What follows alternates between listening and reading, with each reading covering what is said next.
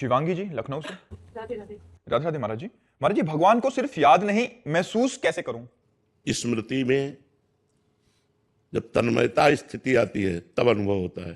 तन्मया देवर्षि नारद जी ने लिखा है। पहले उसके है अव्यावृत भजनात्। अव्यावृत भजनात् का मतलब होता है अखंड भजन।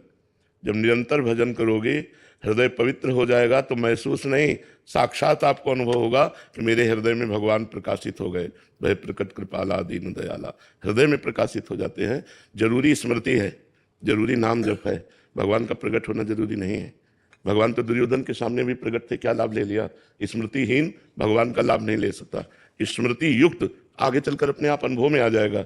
निरंतर नाम स्मरण करने वाले को स्वयं भगवान अनुभव करा देते हैं। मैं तुम्हारे पास हूँ, मैं तुम्हारे हृदय में हूँ, मैं तुम्हें देख रहा हूँ, मैं तुम्हें प्यार कर रहा हूँ, ये अनुभव में आता है। अगर ऐसा ना हो तो पूरा जीवन संत जन किसके सहारे व्यतीत करते हैं?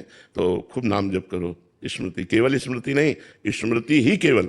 आप जैसे केवल स्मृति नहीं, मैं महसूस कैसे करूं? मुझे महसूस करने की जरूरत नहीं। मेरी जिह्वा में राधा चल रहा है, जो नाम वही उनका स्वरूप है, राधा राधा राधा, अपने आप आगे। हमारा कार्य है निरंतर भजन में चित्त को जोड़ना, और भगवान का कार्य है आनंद का अनुभव कराना। वो अपना कार्य करेंगे, उसमें बेईमानी नहीं करेंगे, पर हमारे कार्य में ईमानदारी से निरंतर भजन होना चाहिए। भजन खास वस्तु है, भगवान का मिलना खास वस्तु नहीं, क्योंकि भगवान तो बहुतों से मिले, लेकिन जिनके पास स्मृति है वो आनंद में मगन हो गए। देखो विदुरानी जी भगवान की स्मृति में लीन है, भगवान के चिंतन में डूबी हुई है।